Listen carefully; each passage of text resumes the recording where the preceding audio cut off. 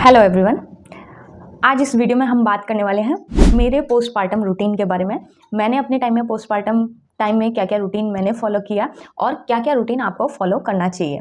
आज जब मैं ये वीडियो शूट कर रही हूँ तो अराउंड 2.5 मंथ हो गया है मेरे पोस्टपार्टम को, और कुछ चीज़ें हैं जो कि मैं अभी तक फॉलो करती हूँ। सो लास्ट वीडियो में मैंने आपको बोला था कि मैं नेक्स्ट वीडियो में बताऊंगी कि मेरा नॉर्मल डिलीवरी हुआ या फिर C section. So it was C section. अब आप सोचेंगे कि फुल टाइम एक्टिव होने के बाद भी, पूरा योगा एक्सरसाइज प्रैक्टिस करने के बाद भी मेरी नॉर्मल डिलीवरी नहीं हुई। सो यस, होता है ऐसा कभी कभी। इन माई केस क्या हुआ था कि जो हार्ट बीट थी वो फ्लक्चुएट होना शुरू हो गई थी थोड़ा। उसके बाद में जो सर्वाइकल डायलिटेशन था वो बिल्कुल नहीं हुआ था।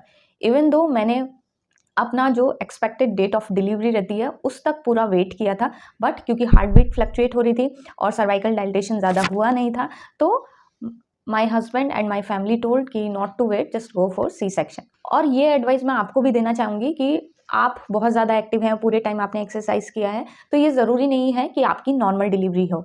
बहुत सारी चीज़ें हैं जो कि at the time of labour decide होती हैं। तो डिलीवरी चाहे नॉर्मल हो चाहे सी सेक्शन से हो, मेन चीज़ क्या है कि आपका बच्चा सेफ होना चाहिए और आप सेफ होने चाहिए। बिल्कुल भी चिंता मत कीजिए अगर आपका सी सेक्शन होता है। नॉर्मल होती है बहुत अच्छी बात है, बट अगर सिजेरियन भी हो रहा है, अगर आपके डॉक्टर एडवाइस कर रहे हैं तो उनकी बात को ज़रूर सुनिए। Hello everyone, I am doctor Shivani, Ayurvedic gynaecologist, और इस चैनल पर मैं बात करती हूँ फीमेल रिप्रोडक्टिव हेल्थ के बारे में। Endometriosis, adenomyosis, PCOD condition, infertility, इन सब में क्या क्या आयुर्वेदिक ट्रीटमेंट दिया जाता है। अगर आप मेरे चैनल पर न्यू हैं तो सब्सक्राइब करना बिल्कुल भी ना भूलें। बेल आइकन जरूर प्रेस करें ताकि आपको मेरी अगली वीडियो का नोटिफिकेशन मिलता रहे। So let's start this video. अब हम बात करते हैं पोस्टपार्टम रूटीन के बारे में। कौन कौन सी ऐसी चीज़ें हैं जो कि आपको पोस्टपार्टम में ज़रूर करनी चाहिए। पहला आता है अभ्यंग। अभ्यंग यानी कि बॉडी मसाज, कोई भी एक वात हर ऑयल। तो यहाँ पर मैं आपको 3-4 नेम मेंशन कर दूंगी, आपको जो भी ऑयल अवेलेबल रहे उससे आप अपनी मसाज ज़रूर कराएं। नॉर्मल डिलीवरी अगर आपकी हुई है तो आप दूसरे तीसरे दिन से आप अपनी मसाज स्टार्ट करा सकते हैं। अगर आपका सिजेरियन हुआ है तो जो आपके स्टिच हैं पूरे हील होने के बाद में, मीन्स 7-8 डेज के बाद में आप ये रूटीन स्टार्ट कर सकते हैं। अभ्यंग आपको जो भी ऑयल मैंने यहाँ पे मेंशन कर रही हूँ, जैसे कि महानारायण ऑयल है, दशमूल तेल है, इनसे आप अपनी पूरी बॉडी मसाज करा सकते हैं। बॉडी मसाज कराने के पीछे मेन क्या रीज़न है, डिलीवरी होने के बाद में हमारी बॉडी के अंदर वात दोष जो है वो बढ़ जाता है। वात दोष को नॉर्मल रखने के लिए आयुर्वेद में बताया गया है अभ्यंग। अभ्यंग करने से जो वात दोष है वो पूरा बैलेंस रहता है, तो इसलिए आप अपनी बॉडी पे मसाज ज़रूर कराएं। सेकंड आता है स्वेदन। स्वेदन इट मीन्स भाप लेना। अगर आपको भाप लेना पॉसिबल नहीं है तो आपको क्या करना है, पूरी बॉडी मसाज होने के बाद में आपको 10 मिनट के लिए धूप में बैठ जाना है, तो वो आपका एक तरह से स्वेदन हो जाएगा, वो आपकी बॉडी के लिए बहुत हेल्पफुल रहेगा। उसके बाद आपको जो नहाना है उसके लिए गर्म पानी यूज़ करें।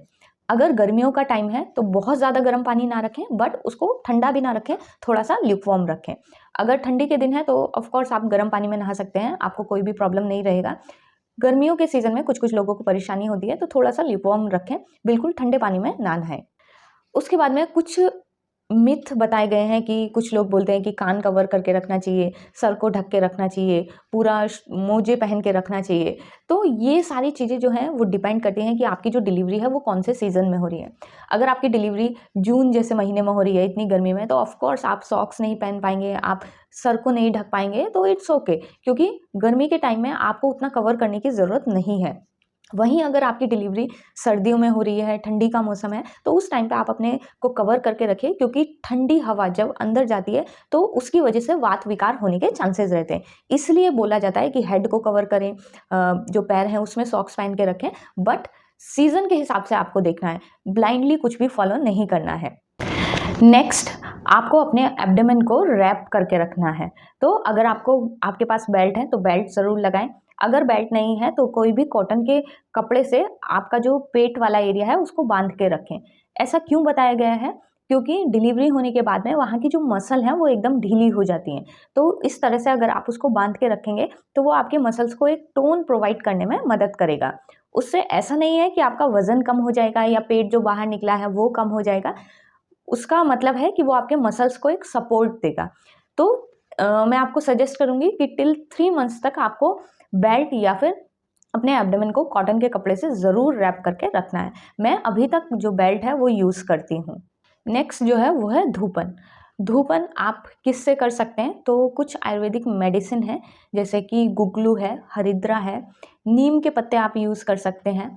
तो उसका धुआं जो है आप लीजिए, धूपन उस प्रोसीजर को बोलते हैं। तो वो आपकी बॉडी में कुछ भी इन्फेक्शन है उसको होने से बचाएगा।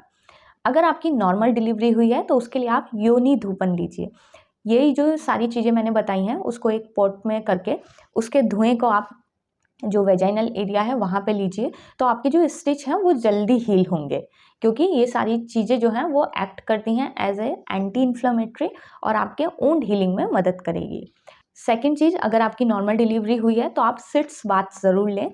सिट्स बाथ किस चीज़ का लेना है, तो या तो त्रिफला पाउडर लें और उसका काढ़ा बनाएं, या फिर जो पंचवल्कल पाउडर आता है उससे काढ़ा बनाएं और उससे फिर आप सिट्स बाथ लें।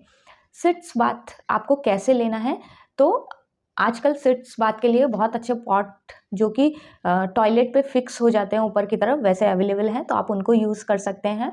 और सिट्स बाथ लेने से आपका जो एपिजॉटमी वुंड है वो बहुत जल्दी हील होगा, क्योंकि वहाँ पर जो नीचे टाँके होते हैं वो बहुत ज़्यादा पेन करते हैं as compared to caesarean section. तो आप ये सिट्स बाथ लेंगे तो आपको उसमें काफ़ी अच्छे से रिलीफ भी मिलेगा और आपकी हीलिंग भी बहुत जल्दी होगी। एंड लास्ट, रेस्ट ज़रूर दें आप अपनी बॉडी को, बट रेस्ट का मतलब ये नहीं है कि आप अपने आप को एक कमरे में कैद करके रख लें।